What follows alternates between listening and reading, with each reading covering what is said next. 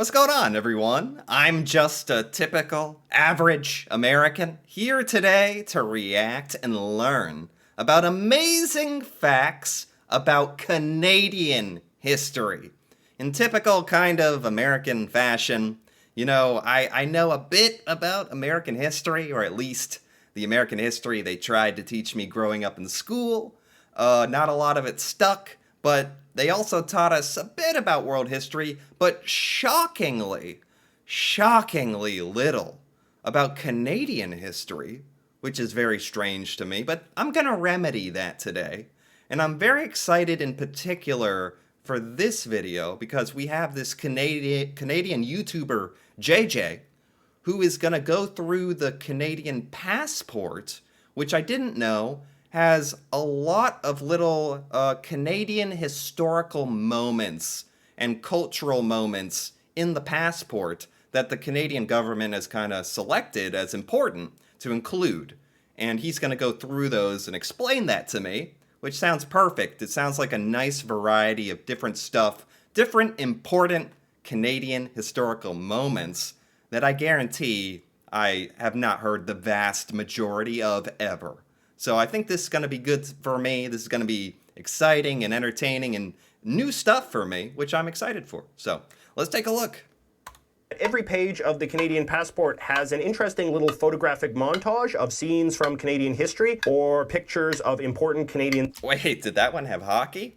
One of them had hockey. Little photographic montage of scenes from Canadian history or... Scenes from Canadian history, okay. No, I mean, I get it. Like, hockey is actually culturally relevant in Canada, but it's kind of funny to me that the the Canadian passport has a hockey scene in it. I like that. I actually like that. I feel like the American passport should have American football or something. Like sports and stuff is, jokes aside, pretty important. People actually care a lot about that. Anyway, let us continue. Or pictures of important Canadian symbols. And I just thought it might be kind of fun if I flipped through these pages with you and kind of went over what the pictures are of and why maybe the Canadian government thinks we should know them. Yes. I'm now going to improv the rest of this video so that you guys get my authentic reaction to these different pictures from the perspective of an average Canadian. Although I guess I am not actually a very average Canadian, but you get what I'm trying to say. Anyway, so on the first page we have a feather and a Inukshuk and this kind of infinity symbol. What on earth? Yeah, this is already good, because off the bat, this is the kind of stuff I would never otherwise have been introduced to this. I can already tell. I don't know what this giant stone golem, stone man is. It's kind of cool, honestly. The feather, infinity symbol. How are these related? Well, I think enough of that. I'll stop talking and actually learn. We have a feather and a Inukshuk and this kind of infinity symbol. Now, as the caption says, they are symbols of the Aboriginal peoples of Canada. So the way that the passport works is that there's kind of a vague chronological order. So we are starting on the first page with symbols of the first peoples of Canada. Nice. Cool.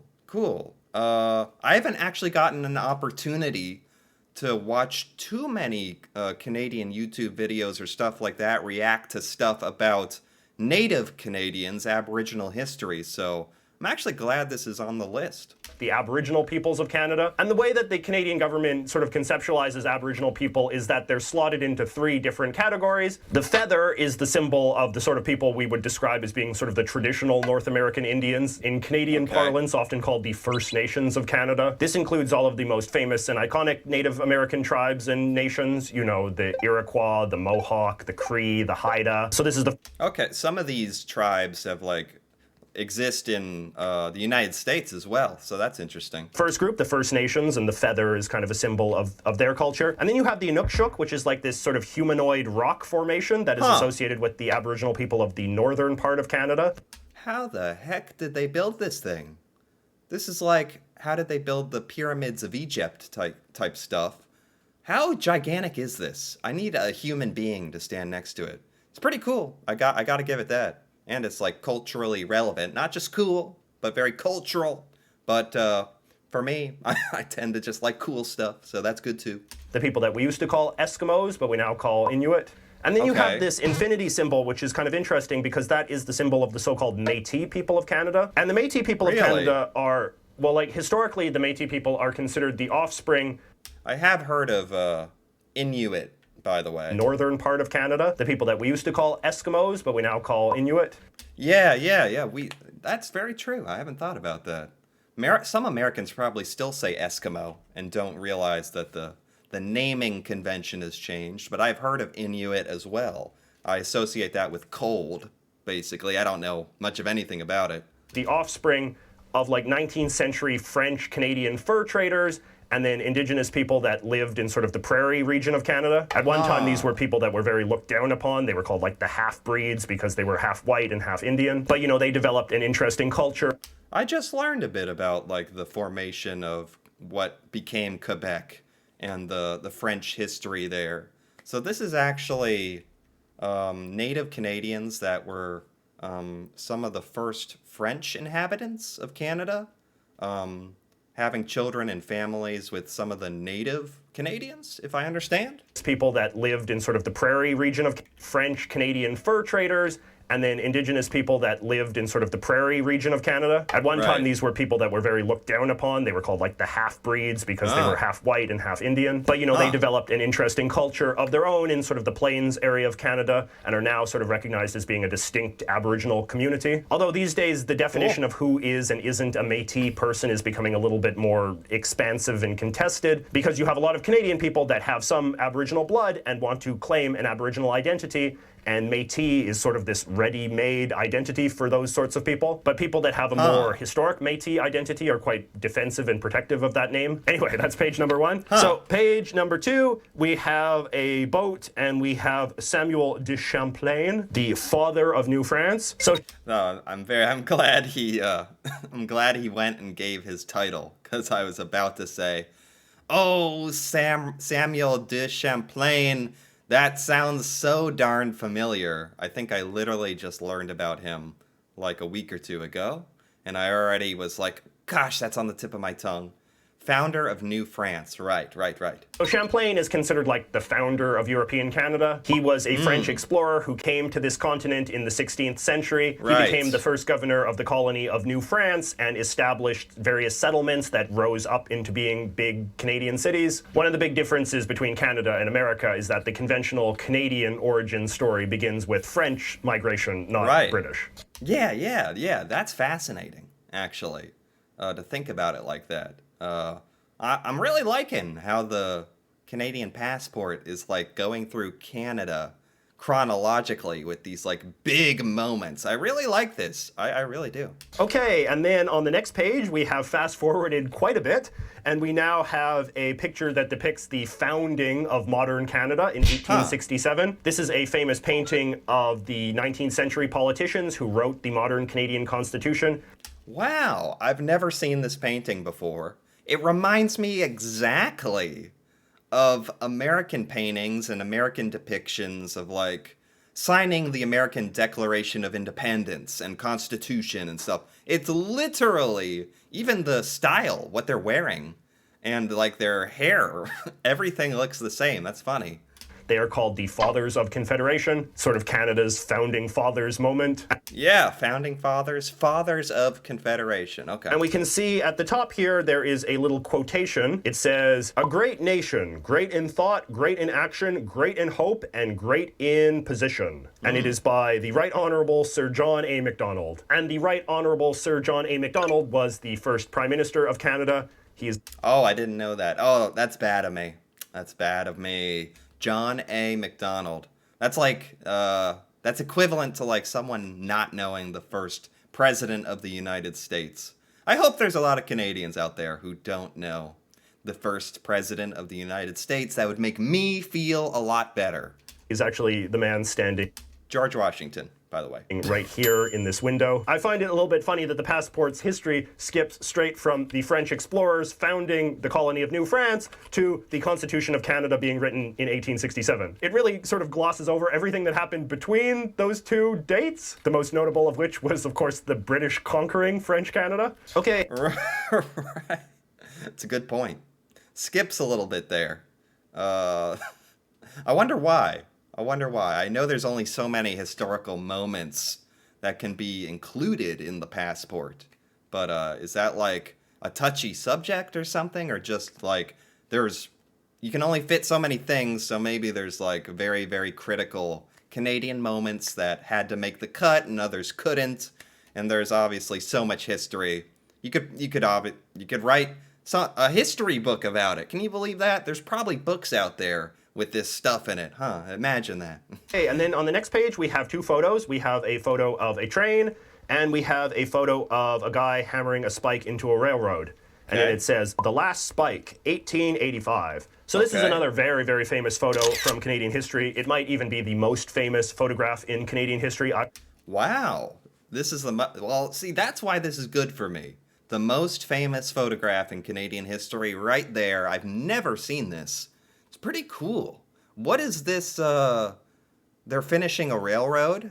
The Last Spike. I like that. I wonder what this exactly, the context of this is. I would say. So when John A. Macdonald became the first Prime Minister of Canada in 1867, after the modern Constitution of Canada was adopted, he had this very ambitious plan, which was to build a railroad from one end of Canada, from the easternmost part of Canada, all the way to here in Vancouver, in British Columbia. And this What? Did this work? Did this happen? Or I'm glad this is all history, because it's like waiting for the next episode of a TV show to drop and come out.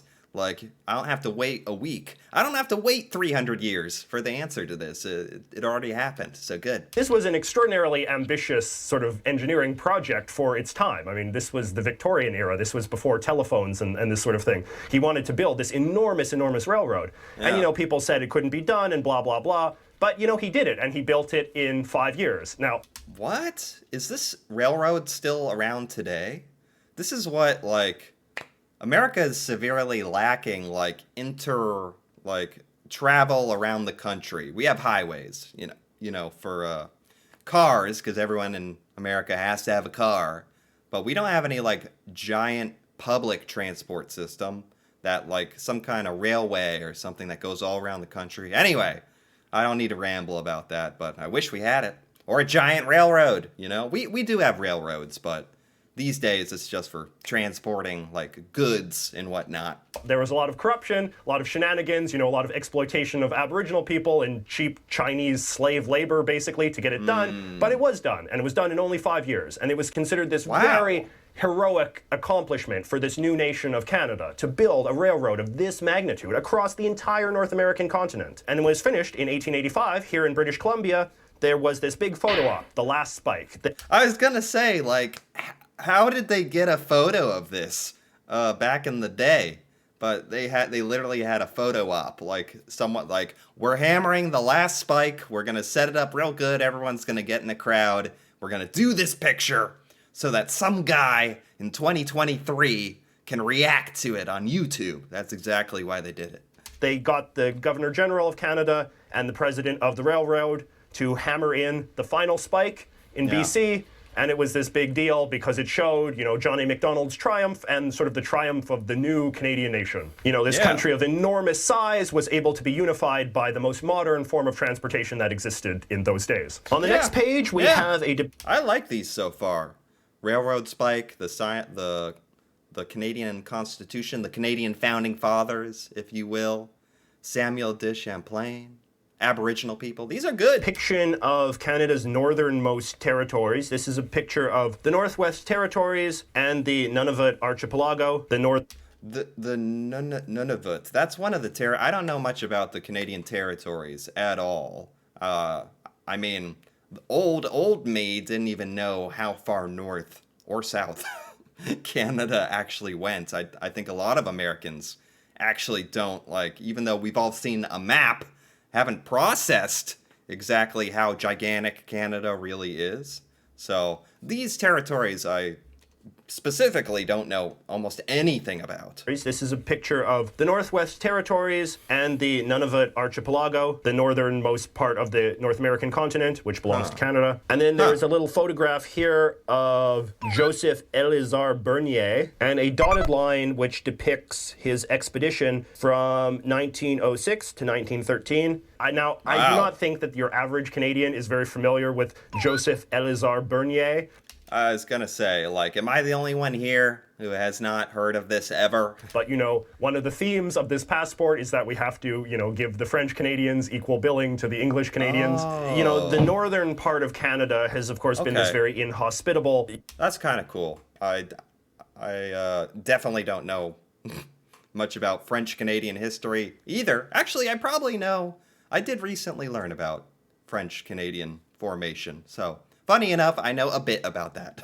The northern part of Canada has, of course, been this very inhospitable, very isolated, very mysterious part of the world. And the Canadian efforts to sort of tame and control and understand it have sort of been a big part of the Canadian story. So when modern ship technology sort of got more advanced in the early 20th century, there was a lot of interest in getting ships to sort of sail around the Nunavut Archipelago and sort of navigate and document and also stake a claim to this territory as belonging to Canada, sort of create this idea that Canada understood the area well enough to claim ownership of it. Right, that makes sense. That's not something you'd think about too much. Like, there are parts of Canada that are just so far out there, but it's kind of Canada's responsibility to, like, map and charter and, like, lay claim to these areas. I don't know, like, how many people actually live out in these parts of Canada.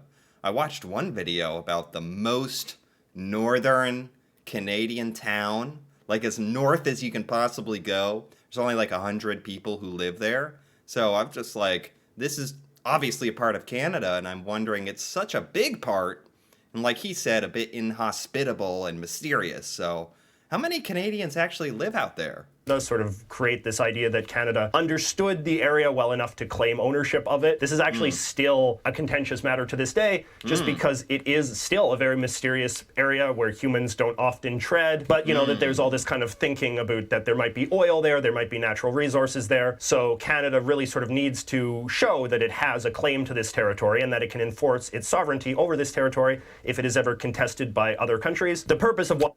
I wonder, what other country would, like, even be able to contest and be like, no, that's us.